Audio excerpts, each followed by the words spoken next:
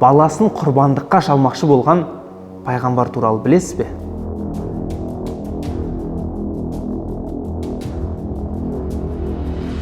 Сатып пайда тап, сата алмасаң ақшаңды қайтарамыз. В общем, никак минусқа кетпейтін вариант болып тұр ғой. Билав Қазақстандағы жалғыз КМДБ халал сертификаты бар тіс пастасы. Бізден бір қорап тіс пастасын аласың, сатқан пайдаң өзіңдікі, саталмаған тауарларының ақшасын төлеп өзімізге қайтарып аламыз. Артықшылықтары 100% халал, зиянды қоспасыз, өте тиімді баға. Заводтан тікелей келген бағамен аласыз. Қысқасы, бұл нұсқаға ешқандай отмазка айта алмайын деп тұрсың ғой. Сондықтан төмендегі нөмірге хабарласып, толық ақпарат алып бізбен серіктес бол. Әр адамның басында сынақ бар. Мұсылман болдым, Аллаға иман келтірдім деген сөз сынақ келмейді деген сөз емес. Құранның Анкабут сүресінің 2-3 аятында Алла айтады: олар иман келтірдік десе, сыналмаймыз деп ойлай ма? Біз сендерге дейінгілерді де, сендерді де сынаймыз. Кім шын тақуа, кім өтірікші екенін анықтау үшін. Сондықтан әр адамға өзінің деңгейінде сынақ жіберіледі. Пайғамбарлар ең тақуа адамдар болғандықтан олардың басына келген сынақ та ең ауыр сынақтар. Бүгін сондай оқиғалардың бірін айтамыз.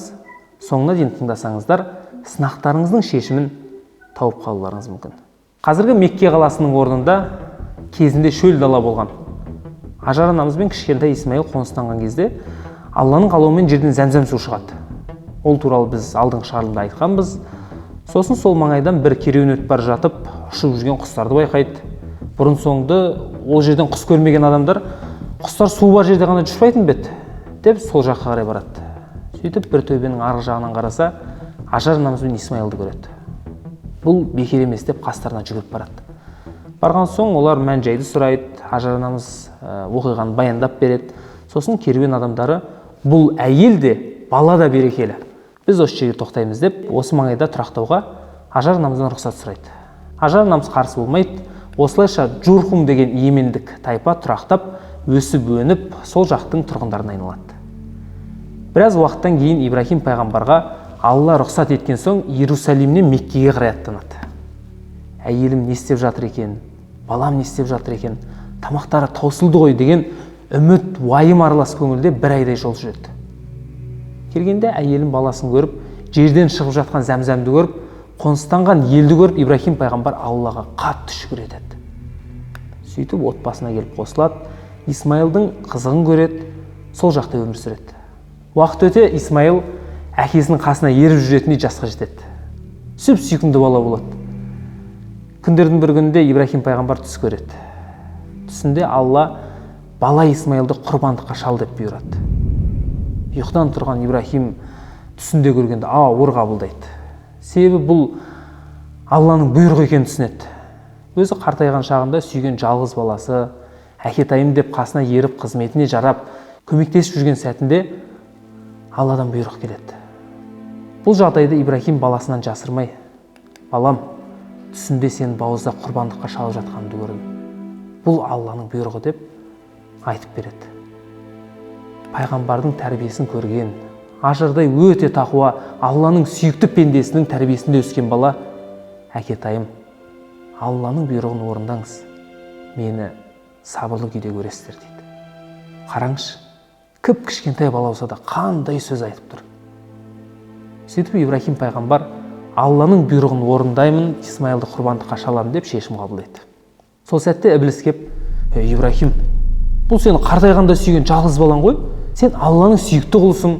Алладан: я Раббым, сен көтере алмайтын жүкті маған жүктеп жатсың, маған жеңілірек сынақ берші деп сұрасайшы дейді. Ибрахим сонда Іблиске тас атып қуып шығады. Іблистің құлығын қарасаңшы. Ибрахимге Аллахтың бұйрығынан бас тарт деп тұрған жоқ. Біледі ғой никак бас тартпайтын. Жеңілдік сұрасаңшы деп тұр да. Іблистің қулығы сондай. Түзу жолда жүрген жігітке қызбен некесі төсектес бол деп айтпайды. Біледі ғой оның ондай үлкен күнә жасамайтынын. Қызбен таныс дейді, одан кейін қыдыр дейді, одан кейін қол ұстасып жүр дейді. Сөйтіп зина қалып барады. Орыстар долгосрочный перспектива дейді ғой. Іблис солай жұмыс жасайды. Енді біткен адамдарға бірден үлкен күнә жасатып жүру мүмкін, бірақ дені дұрыс адамдарға үлкен күнә жасатуға асықпайды. Кайдзен ғой, аз-аздан үздіксіз үлкен күнә қалып барады. Сондықтан күнә ғана емес, күнәға алып баратын іс-әрекеттерден де аулақ болуымыз керек екен. Сөйтіп пайғамбарға уәсуәс өтпеген соң ібіліс Ажар анамызға барады.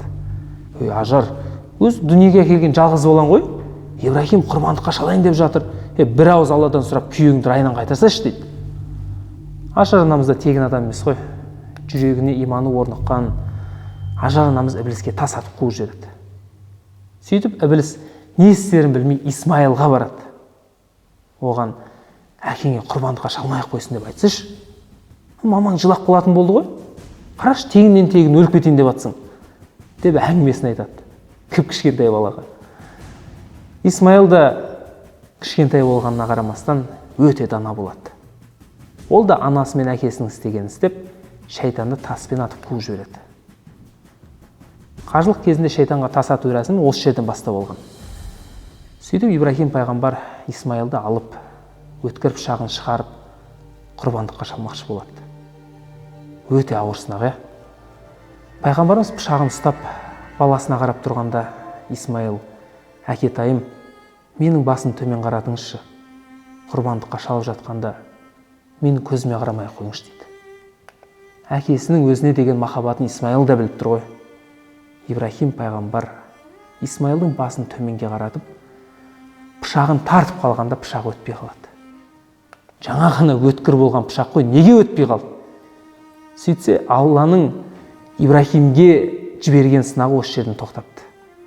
Исмайылдың қаны төгілген Аллаға керек емес, Аллаға Ибрахимнің, Ажардың, Исмайылдың иманының беріктігін дәлелдеу ғана керек еді. Сынақ сол жерде аяқталып, Алла Исмайылдың орнына қошқар түсіреді. Ибрахим пайғамбар қатты шүкіршілік етіп, құрбандыққа қошқарды шалады. Құрбандыққа мал сою деген сонау Ибрахим пайғамбардың кезінде пайда болып, әлі күнге дейін қолданылады. Не деген ғибратты оқиға. Пайғамбар саллаллаху алейхи ва саллям айтады: ең үлкен сынақтар пайғамбарларға келеді деген. Жер бетіндегі адамдардың басына келуі мүмкін сынақтардың барлығы пайғамбарлардың басына келген. Әрқайсымыздың басымызда сынақтар бар ғой. Осы Рамазанда 30 күн бойы жасап жатқан Құранның 30 оқиғасын тыңдап шығыңыз. Мүмкін сіздің басыңыздағы сынақтың жауабы осы оқиғалардан табылып қалар. Бауырым, түннің қоюланғаны таңның жақындағанның белгісі. Сынақтың күшейгені жеңілдіктің жақындағанның белгісі. Алланың жәрдемі сынақтың күшейген сәтінде келеді. Сабыр ет. Алладан үмітіңді үзбе. Осымен шығарылым аяқталды. Лайк басып, парақшаға тіркеліп қойыңыз. Сосын қиын сынаққа тап болған жақындарыңызға осы видеоны жіберіп қойыңыз. Сіздің жанашыр жан екеніңізді біліп жүрсін.